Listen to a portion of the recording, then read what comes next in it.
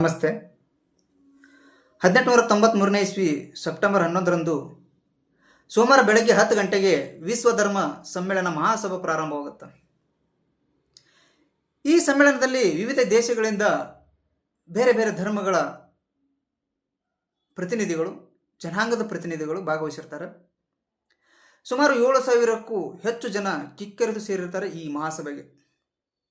ಭಾರತದ ಪ್ರತಿನಿಧಿಯಾಗಿ ಸ್ವಾಮಿ ವಿವೇಕಾನಂದರು ಈ ಸಮ್ಮೇಳನದಲ್ಲಿ ಭಾಗವಹಿಸಿರ್ತಾರೆ. ಮಹಾಸಭೆ ಪ್ರಾರಂಭವಾಗುತ್ತಾ ಅಲ್ಲಿದ್ದಂತಹ ಪ್ರತಿನಿಧಿಗಳನ್ನು ಪರಿಚಯಿಸಿ, ಆ ಪ್ರತಿನಿಧಿಗಳು ಪರಿಚಯ ಆದ ನಂತರ ಚಿಕ್ಕ ಚಿಕ್ಕ ಭಾಷಣ ಮಾಡಬೇಕಾಗಿರುತ್ತೆ. ಡಾಕ್ಟರ್ ಭರೋಸಾ ಅವರು ಬಂದು ಪ್ರತಿಯೊಬ್ಬ ಪ್ರತಿನಿಧಿಗಳನ್ನು ಸಭೆಗೆ ಪರಿಚಯಿಸ್ತಾರೆ.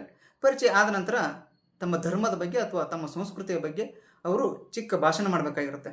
ಭಾಷಣ ಪ್ರಾರಂಭವಾಗುತ್ತಾ ಸ್ವಾಮಿ ವಿವೇಕಾನಂದರಿಗೆ ಭಯ ಆಗುತ್ತೆ, ಗಂಟಲು ಒಣಗುತ್ತೆ. ಯಾಕೆಂದರೆ ಈ ಹಿಂದೆ ಭಾಷಣ ಮಾಡಿದವರು ತಯಾರಾಗಿ ಬಂದಂಥವರು, ಆದರೆ ಸ್ವಾಮಿ ವಿವೇಕಾನಂದವರು ಯಾವುದೇ ತಯಾರಿ ಮಾಡಿಕೊಂಡಿರಲಿಲ್ಲ. ಆದ್ದರಿಂದ ಅವರಿಗೆ ಭಯ ಪ್ರಾರಂಭವಾಗುತ್ತೆ. ಸ್ವಾಮಿ ವಿವೇಕಾನಂದರ ಸರದಿ ಬರುತ್ತೆ. ಡಾಕ್ಟರ್ ಭರೋಸಾ ಅವರು ಸ್ವಾಮಿ ವಿವೇಕಾನಂದರನ್ನ ಸಭೆಗೆ ಪರಿಚಯಿಸ್ತಾರೆ. ಸ್ವಾಮಿ ವಿವೇಕಾನಂದರಿಗೆ ಏನು ಮಾತಾಡಬೇಕಂತ ಗೊತ್ತಾಗಲ್ಲ. ಶಾರದಾಂಬ ಪೋಟಕ್ಕೆ ನಮಸ್ಕರಿಸಿ ತಮ್ಮ ಭಾಷಣವನ್ನು ಪ್ರಾರಂಭ ಮಾಡ್ತಾರೆ. ಸಹೋದರರಿ ಅಂದ ತಮ್ಮ ಭಾಷಣವನ್ನು ಪ್ರಾರಂಭ ಮಾಡ್ತಾರೆ. ಈ ಹಿಂದೆ ಭಾಷಣವನ್ನು ಕೇಳಿ ಕೆಲವೊಬ್ಬರಿಗೆ ಬೇಜಾರಾಗಿ ಇನ್ನೇನು ಎದ್ದು ಹೋಗಬೇಕು ಅಂತ ರೆಡಿಯಾಗಿರ್ತಾರೆ. ಕೆಲವೊಬ್ಬರು ಗೇಟ್ ಆಚೆ ಹೋಗಿರ್ತಾರೆ. ಯಾವಾಗ ಸ್ವಾಮಿ ವಿವೇಕಾನಂದರು ಸಹೋದರರೇ ಅಂತ ಪ್ರಾರಂಭ ಮಾಡ್ತಾರೋ, ಈ ಎರಡು ಪದಗಳನ್ನು ಕೇಳಿ ಹೊರಗಡೆ ಹೋದಂಥವರು ಒಳಗಡೆ ಬಂದು ಕೂತ್ಕೋತಾರೆ. ಒಳಗಡೆ ಇನ್ನೇನು ಹೋಗಬೇಕನ್ನೋರು ಗಟ್ಟುಮುಟ್ಟಾಗಿ ಕೂತ್ಕೋತಾರೆ ಸ್ವಾಮಿ ವಿವೇಕಾನಂದರ ಭಾಷಣ ಕೇಳೋಕ್ಕೆ. ಅಲ್ಲಿ ಜನ ಅಂತಾರೆ, ಈ ವ್ಯಕ್ತಿ ದೂರದ ದೇಶದಿಂದ ಬಂದವನು, ಈ ನಮ್ಮ ದೇಶದ ಧರ್ಮಕ್ಕೆ ಸೇರಿದವನಲ್ಲ, ಆದರೂ ಕೂಡ ನಮ್ಮನ್ನು ಇವನು ಸಹೋದರಿ ಅಂತ ಕರಿತಾನಲ್ಲ ಅಂತ ಏನೋ ಒಂದು ಉತ್ಸಾಹ ಅವರಲ್ಲಿ ತುಂಬಿಕೊಳ್ಳುತ್ತೆ. ಆದ್ದರಿಂದ ಸ್ವಾಮಿ ವಿವೇಕಾನಂದರ ಪೂರ್ತಿ ಭಾಷಣ ಕೇಳಬೇಕಂತ ಜನ ಗಚ್ಚಿಯಾಗಿ ಆ ಸಭೆಯಲ್ಲಿ ಕೂತ್ಕೋತಾರೆ. ಸ್ವಾಮಿ ವಿವೇಕಾನಂದರು ಪ್ರಾರಂಭ ಮಾಡ್ತಾರೆ ತಮ್ಮ ಪರಿಚಯವನ್ನು. ಜಗತ್ತಿಗೆಲ್ಲ ಧಾರ್ಮಿಕ ಸಹನಾಭೂತಿ ಮತ್ತು ಸಾರ್ವತ್ರಿಕ ಅಂಗೀಕಾರವನ್ನು ಬೋಧಿಸಿದ ಧರ್ಮಕ್ಕೆ ಸೇರಿದವನು ನಾನು ಎಂದು ಒಂದು ಹೆಮ್ಮೆ. ಬೇರೆ ಬೇರೆ ಜನಾಂಗ, ಬೇರೆ ಬೇರೆ ಧಾರ್ಮಿಕಗಳಲ್ಲಿ ತೊಂದರೆಗಳಾಗಿ ನಿರಾಶ್ರಿತರಾಗಿ ನಮ್ಮ ದೇಶಕ್ಕೆ ಬಂದು ನಮ್ಮ ದೇಶ ಅವರಿಗೆ ಆಶ್ರಯವನ್ನು ಕೊಟ್ಟಿದೆಯಲ್ಲ, ಅಂತಹ ದೇಶದಿಂದ ಬಂದವನು ನಾನು. ಯಾವ ವರ್ಷ ರೋಮನ್ ಚಕ್ರಾಧಿಪತ್ಯದ ದೌರ್ಜನ್ಯದಿಂದ ಯಹೂದ್ಯರ ಪವಿತ್ರ ದೇವಾಲಯ ನುಚ್ಚು ನೂರು ಆಯಿತು, ಅದೇ ವರ್ಷ ಅವರು ದಕ್ಷಿಣ ಭರತಖಂಡಕ್ಕೆ ಬಂದು ನಮ್ಮ ಆಶ್ರಯ ಪಡೆದರು.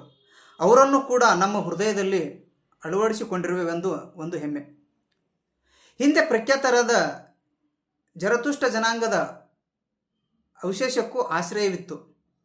ಇಂದಿಗೂ ಅದನ್ನು ಪೋಷಿಸುತ್ತಿರುವ ಧರ್ಮಕ್ಕೆ ನಾನು ಸೇರಿದವನೆಂದು ನನಗೆ ಹೆಮ್ಮೆ ಅಂತ ಸ್ವಾಮಿ ವಿವೇಕಾನಂದರು ತಮ್ಮ ಪರಿಚಯವನ್ನು ಮಾಡ್ಕೋತಾರೆ ಆ ಸಭೆಗೆ. ಇದನ್ನು ಕೇಳಿದಂತಹ ಸಭೆ ಒಂದು ಪಿನ್ ಬಿದ್ದರೂ ಸೌಂಡ್ ಆಗಂತಹ ಅಷ್ಟು ಮೌನವಾಗಿರುತ್ತೆ ಆ ಸಭೆ. ಆವಾಗ ಡಾಕ್ಟರ್ ಭರೋಸಾ ಅವ್ರಿಗೆ ಗಾಬರಿ ಆಗುತ್ತೆ, ಆಶ್ಚರ್ಯ ಅನಿಸುತ್ತೆ. ಸ್ವಾಮಿ ವಿವೇಕಾನಂದರ ಕಿವಿಯಲ್ಲಿ ಹೇಳ್ತಾರೆ ಬಂದು, ಸ್ವಾಮಿ ನೀವು ಸಭೆಯ ಕೊನೆಯಲ್ಲಿ 10 ನಿಮಿಷ ಭಾಷಣ ಮಾಡಬೇಕು ಅಂತ ಕೇಳ್ಕೊತಾರೆ. ಸ್ವಾಮಿ ವಿವೇಕಾನಂದರು ಒಪ್ಕೋತಾರೆ. ಈ ಸಭೆಯಲ್ಲಿದ್ದಂತಹ ಜನ ಸ್ವಾಮಿ ವಿವೇಕಾನಂದರ ಭಾಷಣ ಮುಗಿಯುವವರೆಗೂ ಒಂದು ಕಡ್ಡಿನೂ ಅಲ್ಲಾಡಲ್ಲ, ಅಷ್ಟು ಮೌನವಾಗಿ ಕೂತು ಇಂತಹ ಭಾಷಣವನ್ನು ಕೇಳ್ತಾರೆ. ಭಾಷಣ ಇನ್ನೇನು ಮುಗಿಯುತ್ತೆ, ಅವಾಗ ಕೃತಜ್ಞತೆ ಸಲ್ಲಿಸಬೇಕಲ್ಲ. ಸ್ವಾಮಿ ವಿವೇಕಾನಂದರು ಹೇಳ್ತಾರೆ,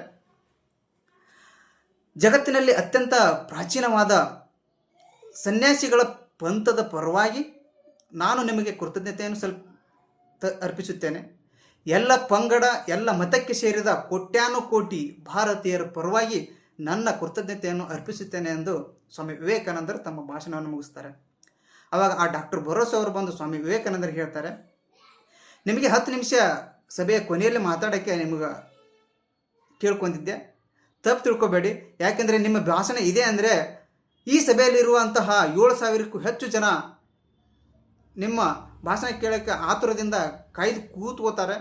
ಸಭೆ ಮುಗಿಯುವವರೆಗೂ ಇರ್ತಾರೆ ಅನ್ನೋ ಭರವಸೆಯಿಂದ ನಿಮಗೆ ಸಭೆಯಲ್ಲಿ 10 ನಿಮಿಷ ಮಾತಾಡೋಕ್ಕೆ ನಿಮಗೆ ಕೇಳ್ಕೊಂಡಿದ್ದೀನಿ ಅಂತ ಆಮೇಲೆ ಬಂದು ಡಾಕ್ಟರ್ ಬೊರೋಸ್ ಅವರು ಸ್ವಾಮಿ ವಿವೇಕಾನಂದರಿಗೆ ಹೇಳ್ತಾರೆ. ಇದು ಸ್ವಾಮಿ ವಿವೇಕಾನಂದರ ಭಾಷಣ ಎಲ್ಲಿ? ವಿಶ್ವ ಧರ್ಮ ಸಮ್ಮೇಳನದಲ್ಲಿ.